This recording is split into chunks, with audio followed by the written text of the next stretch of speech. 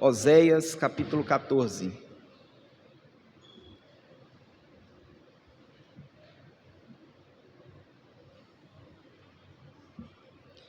Oséias capítulo 14, dos versos 1 ao 9. Eu lerei e os irmãos acompanhem reverentemente o que diz a palavra de Deus. Volta, ó Israel, para o Senhor teu Deus, porque pelos teus pecados estás caído. Tende convosco palavras de arrependimento e convertei-vos ao Senhor. Dizei-lhe: perdoa toda iniquidade, aceita o que é bom, e em vez de novilhos, os sacrifícios dos nossos lábios. A Assíria já não nos salvará. Não iremos montados em cavalos, e não mais diremos a obra das nossas mãos. Tu és o nosso Deus. Por ti, o órfão alcançará misericórdia. Curarei a sua infidelidade, eu de mim mesmo os amarei, porque a minha ira se apartou deles. Serei para Israel como o orvalho, ele florescerá como o lírio, e lançará as suas raízes como o cedro do Líbano. Estender-se-ão os seus ramos, o seu esplendor será como o da oliveira, e sua fragrância como a do Líbano. Os que se assentam, de novo à sua sombra voltarão, serão vivificados como o cereal, e florescerão como a vide. A sua fama será como a do vinho do Líbano. Ó Efraim, que tenho eu com os ídolos? Eu te ouvirei e cuidarei de ti. Sou como o cipreste verde, de mim procede o teu fruto. Quem é sábio, que entenda estas coisas. Quem é prudente, que as saiba, porque os caminhos do Senhor são retos, e os justos andarão neles, mas os transgressores neles cairão. Oremos mais uma vez. Deus Santo, o teu livro está aberto, a tua palavra foi lida. Fale agora com poder e graça ao teu povo, não obstante a pequenez do pregador. Nós oramos que o poder do teu Espírito se manifeste em nós, em nome de Jesus. Amém. Irmãos, o profeta Oséias, ele vai narrar a derrocada religiosa de Israel, o reino do norte, aqui chamado de Efraim. E ele vai narrar esses últimos dias ou últimos anos, até pouco antes da capital Samaria ser tomada pela Síria em 722 a.C. Se você voltar um pouquinho, no capítulo 11, no versículo 7, o profeta escreveu: porque o meu povo é inclinado a desviar-se de mim, se é concitado a dirigir-se acima, ninguém o faz. Então, este sermão de hoje é um chamado franco aos infiéis, uma palavra direta aos desviados espirituais. É muito possível e muito provável que haja entre nós pessoas desviadas, pessoas até que são religiosas, mas longe de Deus. Gente criada na igreja, muitos anos de caminhada cristã, mas hoje vivendo ingratidão espiritual, vivendo frieza, vivendo distância. E aqui no livro de Oséias nós temos o retrato da ingratidão de Israel, pois Deus nos criou para Ele, e nós passamos a viver para nós. Ainda no capítulo 11, agora o versículo 3, o profeta escreveu: todavia eu ensinei a andar a Efraim, tomei-os nos meus braços, mas não atinaram que eu os curava. No versículo 1 ele disse: quando Israel era menino, eu o amei, e do Egito chamei o meu filho. Quanto mais eu o chamava, tanto mais se iam da minha presença. Sacrificavam balins e queimavam incenso. as imagens de escultura. Veja, Deus ensinou a andar. E o que os homens fazem? Efraim usou as pernas para correr para longe de Deus. Assim acontece com muitos, meus irmãos. Deus sustentou, Deus cuidou, Deus preservou, Deus livrou. E ainda assim, lhe viram as costas. O nome correto disso é duro, é feio, mas eu preciso dizer com todas as letras. O nome correto disso é prostituição espiritual. Oséias chama o povo de prostituto espiritual, uma imagem forte, mas verdadeira, irmãos. Pessoas que ocupam o culto, mas cujo coração está comprometido com outro amor. Se nós voltarmos um pouco mais, lá no capítulo 7, os irmãos vão entender melhor pela palavra o que o profeta está dizendo, porque a palavra explica a própria palavra. E lá no versículo 8 ele disse assim: Efraim se mistura com os povos, e é um pão que não foi virado, uma massa queimada de um lado e crua do outro. Para que isso serve? Para nada. Isso é inútil, isso é inconsistente, sem entrega total. Veja, meus irmãos, Efraim virou-se para os seus desejos, mas não se virou para Cristo. E nós, que tipo de massa nós somos? Será que nós somos uma massa também, assada só de um lado?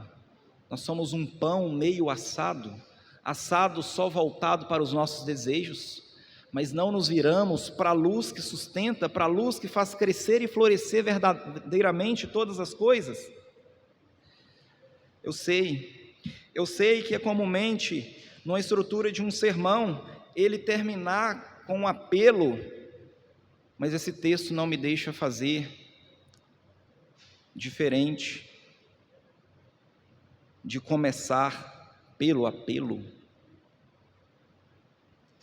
Porque o apelo inicial do texto é como se Oséias estivesse dizendo pela boca do profeta ou do apóstolo Tiago, muito tempo depois, lá em Tiago capítulo 4, versículo 4: Infiéis, não compreendeis que a amizade do mundo é inimiga de Deus?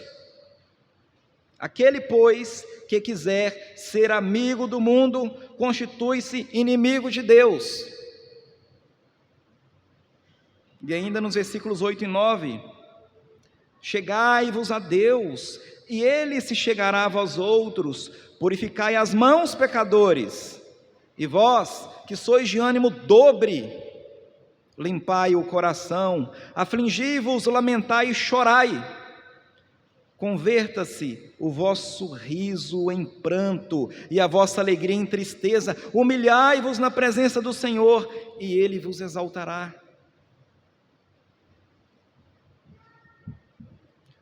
Ou você é amigo de Deus, ou você é amigo do mundo. Ou a sua satisfação está em Deus, ou a sua satisfação está no mundo. Não é possível servir a dois senhores. Escolha qual Senhor você vai servir hoje. E o texto, no versículo 1, ele diz: volta, ó Israel, para o Senhor teu Deus, porque pelos teus pecados estás caído. Esse é o grito do profeta: volta. Você que está andando longe, volta. Volta da frieza, volta do pecado escondido, volta da idolatria do coração, volta para o Senhor, volta para o Senhor. Pela graça de Deus, o profeta ele não apenas gritou volta, mas ele deixou para nós passos valiosos da volta a Deus. Em primeiro lugar, volta com confissão sincera, não com ritos vazios. Veja o versículo 2: tende convosco palavras de arrependimento e convertei-vos ao Senhor. Dizei-lhe, perdoa toda iniquidade, aceita o que é bom e, em vez de novilhos, os sacrifícios dos nossos lábios. Então, em primeiro lugar, o primeiro passo para essa volta é um culto de verdade, um culto verdadeiro. Tende convosco palavras, ou seja, não meros rituais, não meras formalidades, não apenas presença física. Não esteja aqui cumprindo o ritual, mas com o coração longe daqui. O profeta, no capítulo 8, versículo 13, parte A, veja o que ele disse do povo, e veja se talvez essa não seja a sua situação. Amam o sacrifício, por isso sacrificam, pois gostam de carne e a comem, mas o Senhor não os aceita. E ainda, lá no capítulo 6, versículo 6, o profeta disse: pois misericórdia quero, e não sacrifício, e o conhecimento de Deus mais do que o holocausto. Deus dizendo pela boca do profeta. Meus irmãos, muitas pessoas cultuam o culto, muitas pessoas têm uma religião nominal, formal, institucional, mas não têm uma religião verdadeira. Muitas pessoas amam a treliça e não amam a videira. A gente precisa separar as coisas, não podemos confundir. Quem é da agricultura, quem cuida aí de flores, sabe muito bem o que é isso. Para uma planta crescer bonita, ela precisa de uma estrutura para se apoiar. Isso vale para um pezinho de uva, isso vale para uma flor como uma jade. Precisa de uma estrutura que a gente chama de treliça, mas na treliça não tem vida. A treliça é apenas uma estrutura de apoio. O que tem vida é a videira. Mas muitos gostam mais da treliça do que da videira, se apegam mais à estrutura do que ao Deus, gostam mais do aniversário do que do aniversariante. Nós não podemos ser assim. Nós não podemos estar aqui cumprindo um serviço social semanal.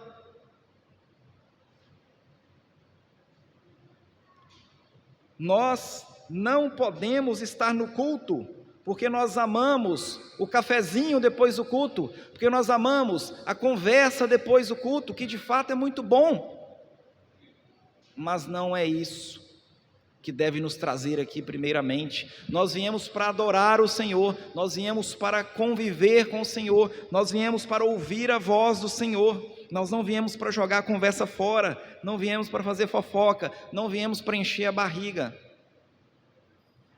Mas infelizmente, muitos vão para a igreja, como se a igreja fosse um salão de festas, como se a igreja fosse um teatro, como se a igreja fosse um local de apresentação audiovisual com técnicas mirabolantes, copiando o mundo e esquecendo daquele que é digno de louvor e de adoração, esquecendo de que aquele que nos convoca para adorá-lo, ele diz e ele prescreve a forma como deseja ser adorado. Muitos jogam fora o princípio regulador do culto, que é dito na palavra. Se não está na palavra, não pode ter no culto. Não há espaço para criatividades humanas. Não há espaço para isso, para que se manifeste no culto o nosso coração, que é uma fábrica de ídolos. Muito mais do que sinceridade, vale a obediência. Porque muitas pessoas estão sinceramente desobedecendo, fazendo aquilo que Deus não quer que seja feito. Mas o texto fala de palavras, sacrifício dos lábios. Deus quer palavras que brotam de um coração quebrantado, sincero, arrependido. E de fato, meus irmãos, a boca fala do que está cheio o coração. Quando o coração está cheio de Deus, os lábios confessam, os lábios adoram, os lábios renunciam ao pecado.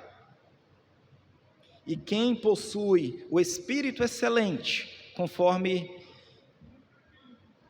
na última ocasião do sermão em Daniel,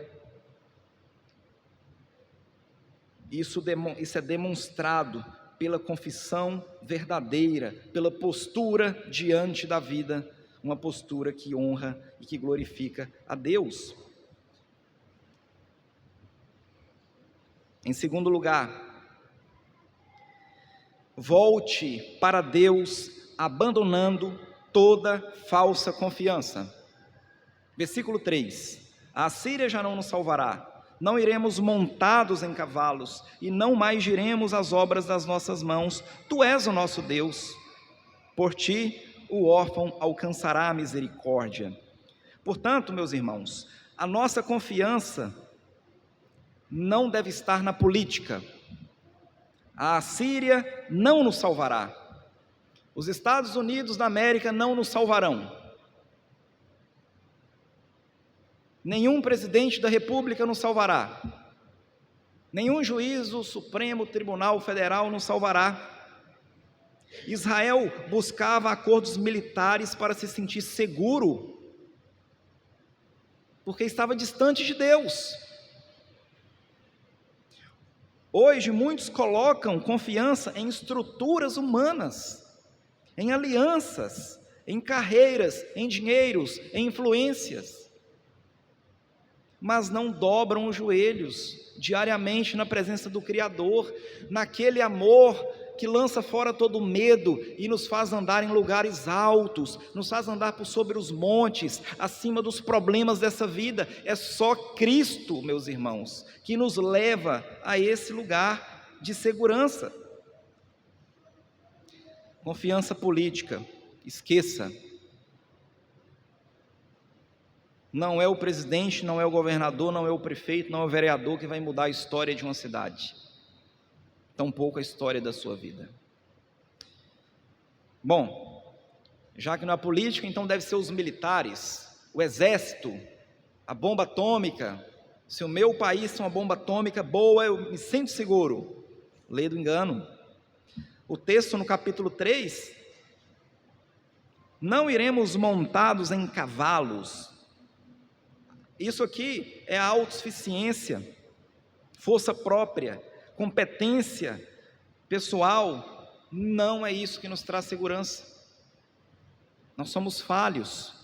Maldito o homem que confia no homem, maldito o homem que faz aqui do seu braço a sua força. Nós sabemos, meus irmãos, que o Senhor nos fez para que o glorifiquemos todos os dias e nos alegremos nele.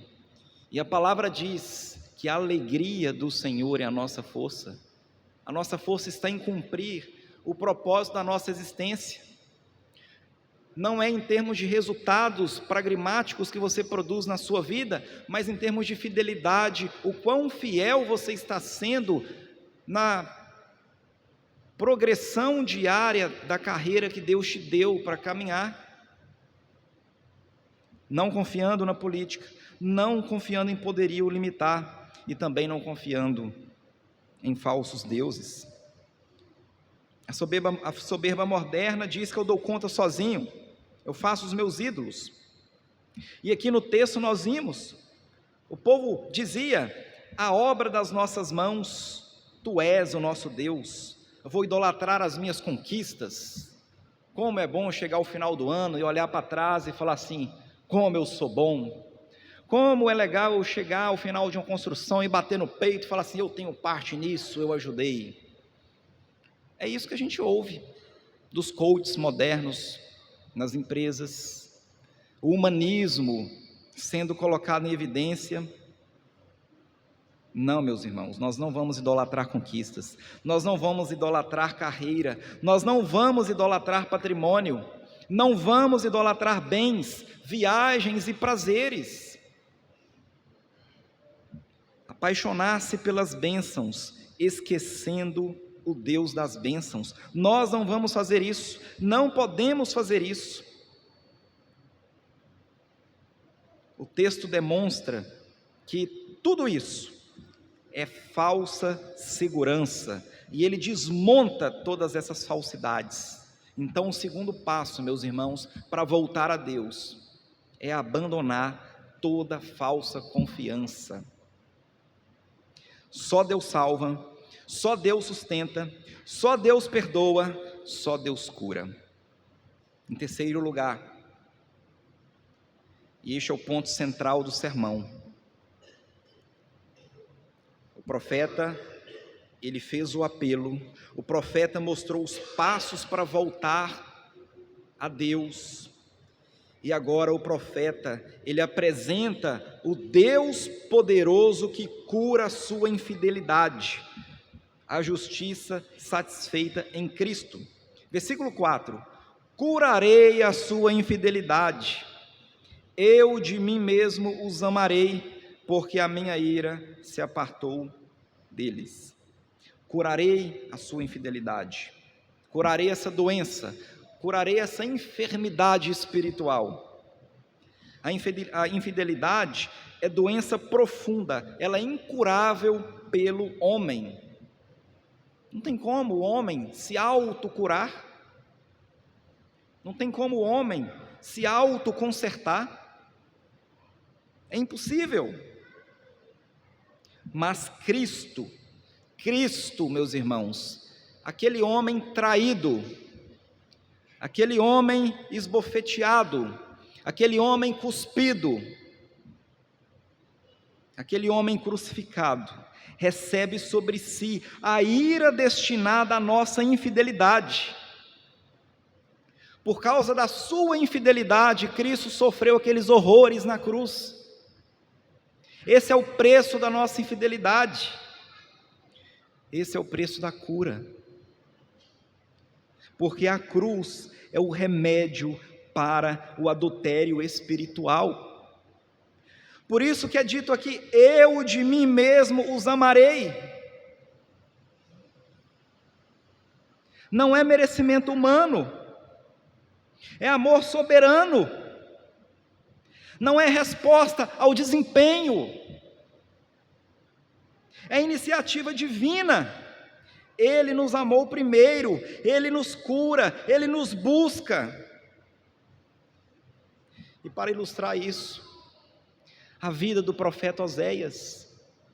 Oséias é chamado por Deus, e Deus fala com Oséias: Oséias, você vai casar com uma prostituta. E Oséias vai lá, meus irmãos, arruma uma prostituta e casa com ela. O que esperar disso? Traição, mais prostituição. A mulher de Oséias trai Oséias.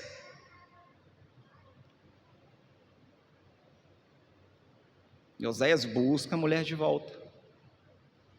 E ela trai Oséias e cai na mão de um homem que resolve leiloar a mulher de Oséias, resolve leiloar Gomer. E aí, meus irmãos, lá nesse leilão, quem levanta a mão comprando aquela mulher? Oséias. O próprio Oséias. E, meus irmãos, nós não fizemos diferente da mulher de Oséias. Nós somos essa prostituta, porque nós traímos Cristo. Mas Ele, no mercado de escravos do pecado, com o seu próprio sangue, nos compra e nos chama para Ele. Ele nos compra de volta, como Oséias comprou Gomer no leilão. Ah, meus irmãos, só nos resta corar de vergonha pela nossa infidelidade, pela nossa mediocridade espiritual, pela nossa falta de profundidade em conhecer essa palavra e em viver de acordo com essa palavra, pelas vaidades que nos deixamos ser tomados por elas, a única resposta que devemos dar ao amor de Cristo é fidelidade. É fidelidade. Quem vê o tamanho amor não pode permanecer infiel, porque o amor de Cristo constrange a uma vida de entrega. E se você está aqui essa noite e ainda não entregou a sua vida a Cristo, se hoje você está ouvindo a voz do Salvador, não endureça o seu coração, volte para Deus. Você que está desviado, volte para Deus. Você que é crente, mas está desviado da sua vida devocional, comece de novo a sua vida devocional. Amanhã, ao acordar, volte para Deus. As outras coisas não preenchem. Que o Senhor tenha misericórdia de nós, que o Senhor cure a nossa infidelidade, e Ele pode nos dar fidelidade para adorá-lo. Ele pode nos dar fidelidade. E mais do que isso, meus irmãos, quando nós que andávamos longe, nas nossas prostituições espirituais, nos voltamos para Deus e passamos a andar com Ele, a viver uma vida de santidade, isso traz bênçãos sem medida para a nossa vida.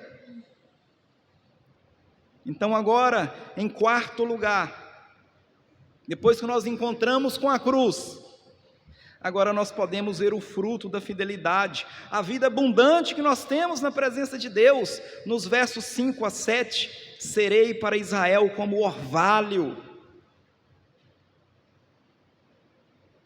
ele florescerá como lírio, e lançará as suas raízes como o cedro do Líbano. O orvalho, meus irmãos, a vida que vem do alto. Deus promete ser como o orvalho sobre as nossas vidas, suave, constante, sustentador. Sem orvalho não há vida nas terras áridas da Palestina, e sem Cristo não há vida na alma humana. Somente Ele pode nos entusiasmar, que no sentido etimológico da palavra é ter Deus dentro de si, alma vivente, o sopro de Deus.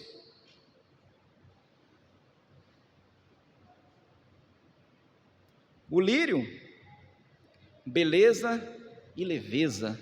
Vocês já viram como um lírio é frágil, como é singelo, como ele é passageiro, mas em Cristo o lírio tem formosura, graça e poesia. Assim somos nós, irmãos. Nós somos como lírios. Nós vamos passar rápido, a vida voa, daqui a pouco acaba. E o que você fez? Você correu atrás de quê?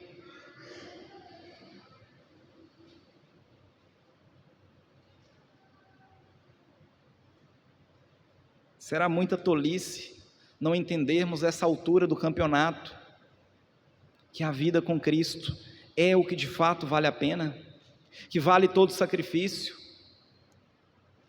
porque Ele nos prometeu que nós seremos recompensados com peso de glória, que não há nada que se compara neste mundo, aquilo que Ele tem para o seu povo fiel. Será que nós cantamos aqui e nos esquecemos, porque estamos meramente com rituais, mas sem falar do fundo do coração com a nossa boca? Nunca os bens da terra poderão comprar a mansão celeste que vais habitar. Então não vou esquentar a cabeça em construir mansão aqui, não vou esquentar muito a cabeça se eu moro de aluguel, se eu tenho casa própria. Em Cristo eu estou satisfeito, porque ainda que eu tenha condições de comprar uma casa, em última instância essa casa nem é minha, tudo é de Deus, tudo é de Deus, e tudo que eu desfruto é empréstimo de Deus. Este ar que eu respiro agora é empréstimo de Deus. Eu devo a minha vida toda a Deus.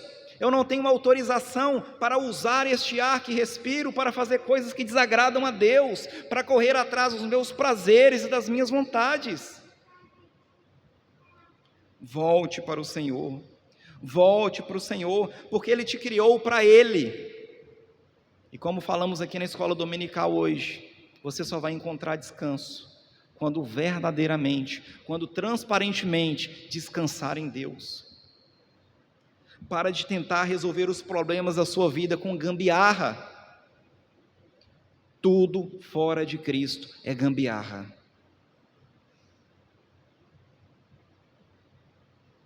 O crente floresce, meus irmãos, porque está unido ao orvalho espiritual. Mas essa fidelidade tem mais bênçãos ainda, porque nós aqui temos ainda a figura do cedro do Líbano, raízes profundas, raízes que resistem tempestades, ventos, provações. Se não fosse Cristo nos sustentando, nós não poderíamos estar aqui. Nós resistimos tempestades, ventos e provações porque estamos em Cristo e só nele, senão a gente sucumbe, senão a gente desfalece. O cedro do Líbano também, ele vai ilustrar fidelidade que permanece, ele vai também ilustrar maturidade espiritual. Quantos anos você tem, meu irmão, minha irmã, de caminhada espiritual? Quantos anos que você tem na fé? A caminhada é progressiva. Aqueles que estão começando agora, obviamente, não podemos cobrar deles a maturidade, mas você que já está há uma longa jornada na fé, você tem obrigação de ter essa maturidade, porque essa é a caminhada do crente. Ele vai, dia a dia, se tornando um pouquinho mais parecido com Cristo. A vida dele vai acontecendo entre coisas boas e coisas ruins aos olhos humanos, como um relógio que você tem algumas engrenagens que giram em sentido horário, outras engrenagens que giram em sentido anti-horário, mas que todas funcionam precisamente para que o relógio marque a hora correta. E assim na vida do crente, situações boas e situações ruins acontecem para que ele seja amadurecido, santificado, tornado mais parecido com Cristo. Por isso o crente é o único ser desse mundo que pode sorrir no sofrimento. Não é maluquice, é o único que pode achacoalhar da morte. Ó morte, onde está a tua vitória? Eu não tenho medo de você. É o único ser cuja morte não o apavora, porque a morte para ele é o casamento com Cristo, é o grande dia. E o nosso pastor mostra isso muito bem para nós. Ele parece que é brincadeira, mas não é brincadeira, ele fala sério. Ele quer muito morrer, porque ele fica olhando aquele dia em que estará com o amado da sua alma. E muitos têm alguns pensamentos tolos de eu não posso morrer, eu não quero morrer, tenho medo de morrer cedo, porque eu ainda não fiz isso, não fiz aquilo. Meus irmãos, nada disso se compara ao que está nos esperando. Nada disso. O apóstolo Paulo, ele fala, olha, para mim morrer é lucro, mas eu vou ficar aqui, eu quero ficar um pouquinho mais. Para quê? Para viajar? Para comprar um carro? Para ver meu filho formar na faculdade? Para casar a minha filha? Não, para servir. Se você está aqui, você deve estar para servir fielmente aquele que te chamou, firme como o cedro do Líbano, com raízes profundas na palavra. O versículo 6, estender-se-ão os seus ramos, o seu esplendor será como o da oliveira, a sua fragrância como a do Líbano.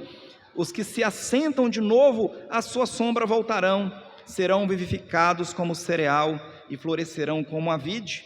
A sua fama será como a do vinho do Líbano. Nós temos aqui na oliveira o esplendor e o perfume. A oliveira tem brilho e longevidade.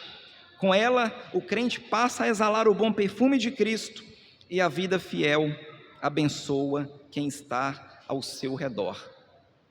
Os crentes são como árvores que crescem, e essas árvores, as suas sombras, muitos se assentam, inclusive não crentes. Então, você quer uma cidade abençoada? Uma cidade cheia de crente. Até os ímpios serão abençoados, porque eles desfrutam da sombra desta árvore que cresce enraizada em Cristo. Tudo ao seu redor se torna melhor. Começa da sua casa, no seu trabalho, na sua cidade, a igreja. Imagina uma igreja cheia de crente. Parece paradoxal, mas na igreja não tem 100% de crente. Na igreja tem ovelhas, mas tem lobos também. Então, meus irmãos, em Cristo, nós temos essas bênçãos ilustradas pela natureza, pelas árvores aqui citadas neste trecho. E em último lugar, o quinto ponto desse sermão. Depois que o Israel é chamado a voltar para Deus, depois que é dado para ele os passos para voltar a Deus, depois que é apresentado a ele a cruz, Cristo, ainda que no Velho Testamento, depois que então é revelada as bênçãos que tem o povo que volta para Deus, agora o Senhor vai mostrar um sério paradoxo. Deus é o único Deus, e este é o contraste final.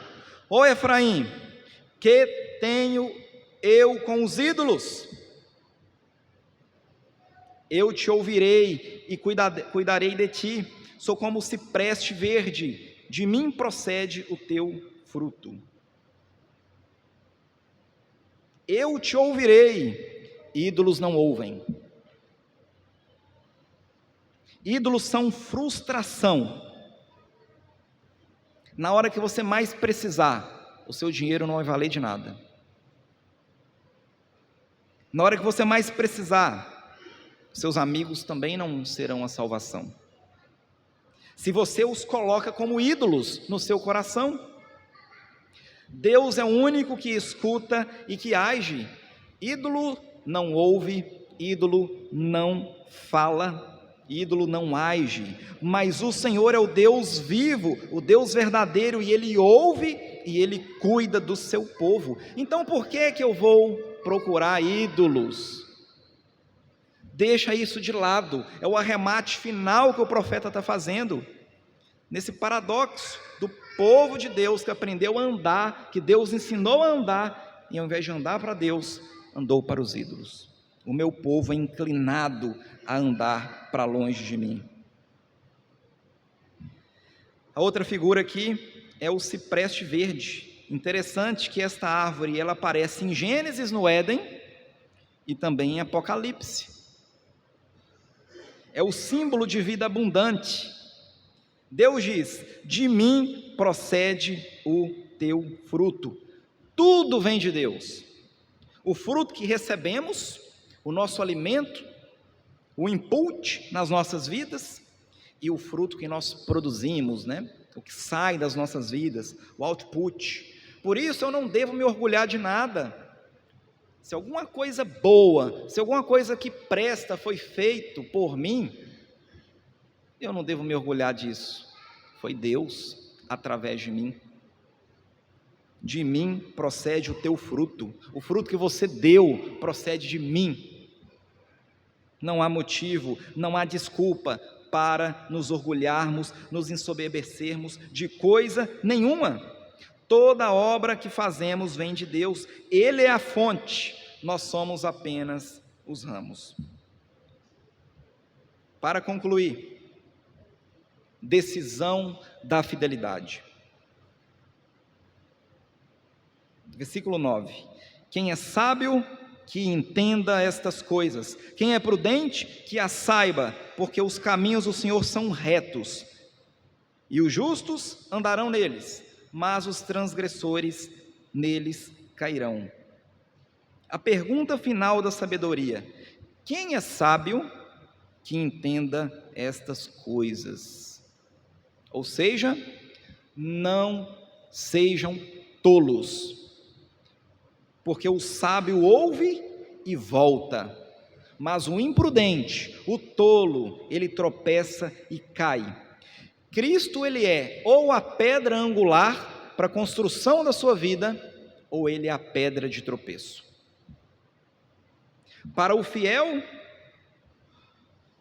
pedra angular; para o arrependido, pedra de construção; mas para o infiel, pedra de tropeço. E aqui nós temos então o apelo final. O texto começa com um apelo e termina com um apelo. Seja fiel, ande com Cristo, não entregue o coração às migalhas deste mundo, não permita que lazer, viagens, dinheiro, futebol, prazeres, consumismo, nada disso dê mais satisfação do que estar com Cristo. Ele cura a infidelidade, Ele devolve a vida, Ele restaura o coração. Louvado seja o nosso Senhor, o nosso Deus de misericórdia.